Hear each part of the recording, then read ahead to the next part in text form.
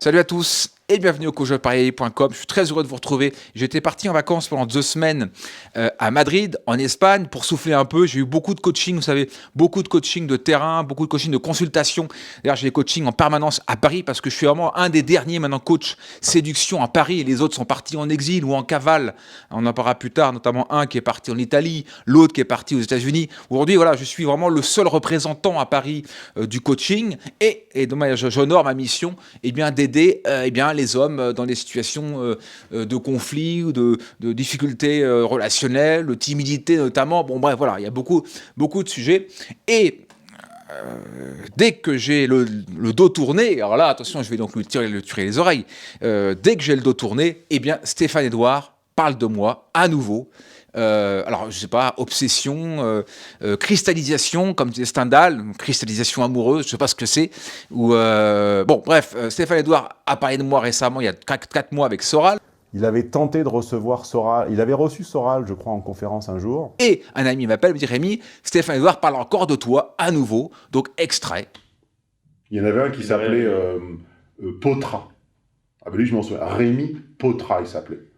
Et il m'a conspué, conchié, médit et menti sur moi pendant près de 10 ans, entre 2005 et 2015. Voilà, alors j'ai pas tout entendu son passage, mais bon, à mon avis, il était un petit peu traumatisé par une époque lointaine, pour moi qui est maintenant relève de l'ère préhistorique, hein. Je suis passé honnêtement plus à autre chose, donc c'est pas Stéphane, qu'est-ce qu'il a, qu'est-ce qu'il veut, moi j'en appelle à sa communauté, hein. Qu'est-ce que veut ce garçon, pourquoi est-ce qu'il parle toujours de moi dans ses vidéos? Alors en revanche, là où je remercie chaleureusement, c'est que dès que Stéphane Edouard parle de moi, ça c'est quand même surprenant, ça 2 fois ça m'arrive, j'ai plein d'ateliers qui tombent. Voilà, écoutez, je ne sais pas pourquoi. J'ai eu récemment un atelier de 1 000 euros d'un garçon qui s'appelle Xavier Alain, voilà, 1 000 euros. Je l'appelle et je lui dis, mais à chaque fois, je pose la question, je dis, d'où tu viens, enfin, comment tu m'as trouvé? Et il me dit, j'ai vu l'interview de toi avec Stéphane Edouard, et il parle de toi. Le mec fait des recherches sur moi, il trouve que je suis un coach plutôt compétent, ce que je crois aussi, et il prend une commande. Alors, il y a un truc que j'aime bien chez Stéphane Edouard, c'est que plus il parle de moi, plus les ateliers tombent et plus il développe mon chiffre d'affaires. Donc, est-ce que Stéphane Edouard, et là je vous pose la question, va-t-il devenir mon attaché de presse personnel? Écoutez, c'est la question parce que Stéphane Edouard me ramène de la thune, me ramène de la thune. Donc sur ce point-là, sans plaisanter, j'avoue que Stéphane Edouard me fait du bien. Il me fait du bien, ce garçon. Il est gentil et il m'apporte du business. Donc moi, j'invite Stéphane Edouard à continuer son travail à mon sujet. Hein, et s'il veut devenir mon attaché de presse officiel, eh bien écoutez, je lui propose ce poste, hein, si ça l'intéresse. Voilà, c'est open. Voilà. Alors, bien entendu, je ne voulais pas uniquement parler aujourd'hui de Stéphane Edouard, mais je voulais parler d'un sujet très intéressant en psychologie.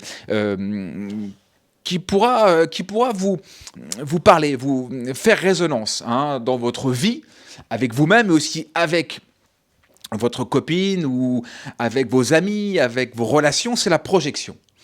La projection, c'est une notion très intéressante en matière de psychologie, notamment avec son auteur, hein, qui était Carl Gustav Jung, disciple de Freud, hein, le psychanalyste suisse, allemand, qui avait imaginé ce concept de la projection, qui en gros se résume à la difficulté que vous avez à accepter chez l'autre quelque chose qui vous irrite. Vous savez que souvent quand on arrive dans une soirée ou chez des gens, on voit quelqu'un, on a tendance un peu rapidement à juger la personne.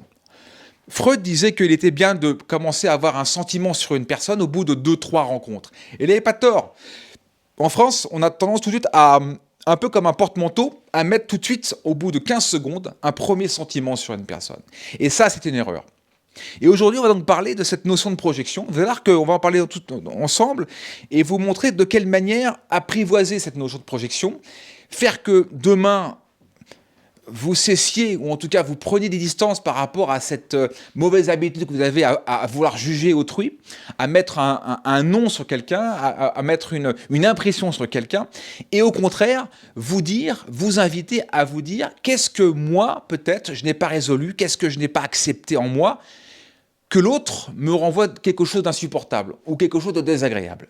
Et cette notion, elle est très intéressante, notamment à travers le livre que je vous propose, qui s'appelle « Reflet de l'âme » de Louise Van Frans,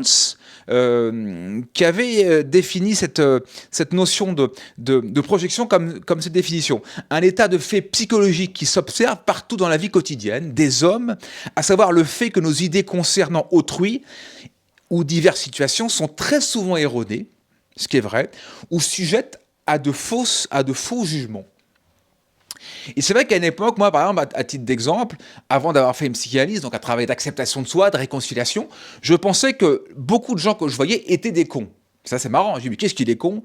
Qu'est-ce qu'il est con? Qu'est-ce que je ne l'aime pas? Voilà, bref. Donc je me posais beaucoup de questions par rapport à cette notion, et je me suis dit, mais avec le temps, parce que j'ai quand même travaillé sur moi-même, je me dis, mais en fait, la personne qui était un peu con, c'était plutôt peut-être un peu moi-même. Est-ce que je n'avais pas accepté cette part de connerie personnelle qui faisait que je projetais sur l'autre ou sur les gens, eh bien, la connerie que je ne voulais pas forcément accepter de moi. Donc, c'est une réaction un peu humaine, mais posez-vous des questions. Quand quelque chose vous insupporte ou quand quelqu'un vous insupporte, qu'est-ce que vous n'avez pas résolu en vous-même qui fait que l'autre vous transmet ce sentiment? Et la projection, c'est une invitation à prendre de la distance par rapport au premier réflexe, au premier sentiment qu'on a à l'égard de quelqu'un, et dire, attention, qu'est-ce que je pense de lui? Pourquoi je dis ça? Pourquoi je pense ça? Pourquoi je ressens ça? Qu'est-ce qui fait que je me permets rapidement, au bout de 10 secondes, 1 minute, un quart d'heure, de me dire celui c'est un con. Celui-ci, je n'accepte pas d'où il vient, je n'accepte pas qui il est. Qu'est-ce qui fait qu'au fond de vous-même, vous n'avez pas accepté vous-même ce que vous n'acceptez pas chez les autres? Et je me suis rendu compte avec les années, avec le temps, parce qu'on mûrit aussi un peu, maintenant, il est très rare que je me permette de qualifier quelqu'un. Très rare. D'ailleurs, Carl Rogers, qui était un psychologue canadien, avait inventé ce concept de non-jugement. Hein. Le non-jugement, c'est-à-dire la capacité d'accueillir son client, son patient, dans l'ici et le maintenant, dans son jus, et dans toute sa globalité, sur la bonne route. Qui fait que moins les autres vous posent problème, et plus finalement vous vous foutez la paix. Et je pense que la projection, c'est une invitation à se foutre la paix personnellement, et à se dire... Finalement, j'accepte l'humain comme il est, dans son jus, dans son intégralité, d'où il vient, avec le maximum d'ouverture et le maximum de tolérance de ce qu'il est, en définitive. Donc la projection, c'est très intéressant. Par exemple, j'ai un de mes clients, on parlait de coaching, qui relève un peu de dépendance affective, beaucoup de dépendance affective. Et le problème, ce qui se pose, c'est que dans sa relation avec sa femme, avec sa copine, il a tendance à faire reporter le chapeau sur elle. Donc la fille, parfois, elle a un peu marre, parce qu'elle sent chez lui que son trait de caractère est assez, on va dire, il est un peu répétitif, il est un peu stressant, il est un peu anxiogène, et je lui ai dit, attention, ce que tu n'arrives pas à traiter avec toi-même, tu le reportes sur l'autre.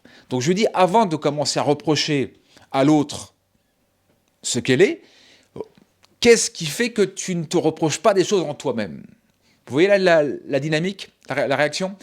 Et depuis, il commence un peu à faire ce travail intérieur, de dire, voilà, au lieu de répéter les mêmes symptômes sur elle, il se dit, qu'est-ce que je peux améliorer avec moi-même pour ne pas faire subir à l'autre ce que je n'ai pas accepté avec moi-même?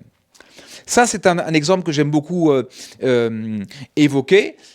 Donc, la projection, vous voyez, c'est pas uniquement une définition subjective, mais c'est aussi des cas concrets. C'est le premier jugement sur l'autre, faire reposer la responsabilité sur sa copine parce qu'on lui reproche beaucoup de choses. Et Dieu sait qu'on reproche beaucoup de choses aux gens.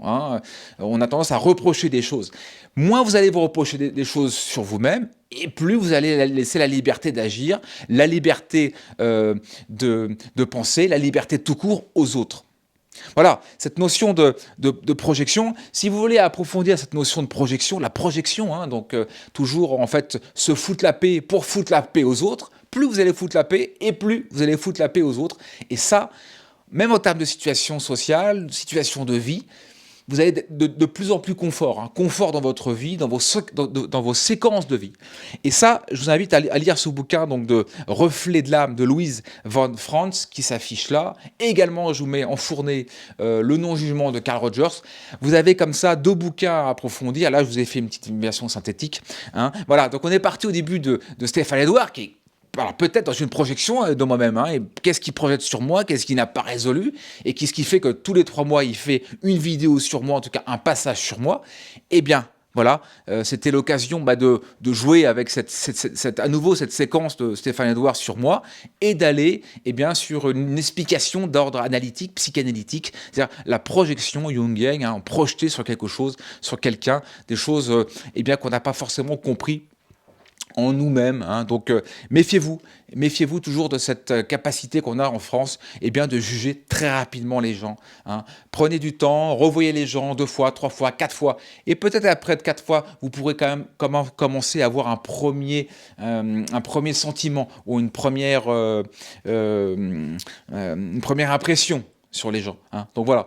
Voilà, donc cette vidéo sur la projection que je voulais évoquer, prenez ces 2 bouquins, lisez-les, faites-moi un retour sur vos impressions. Est-ce que vous, par exemple, lorsque vous voyez quelqu'un, vous avez tendance à le juger la première fois? Ça, c'est intéressant de savoir un peu comment on se positionne par rapport à cette notion de jugement et de projection. Voilà, et pour finir, un message à Stéphane Edouard. Merci Stéphane à nouveau, parce qu'à chaque fois, quand tu parles de moi, tu me rapportes des clients. Et ça, là-dessus, je dirais un remerciement chaleureux à Stéphane Edouard et remerciement à sa communauté qui parle de moi et qui, en tout cas, peut-être l'invite aussi à parler de moi.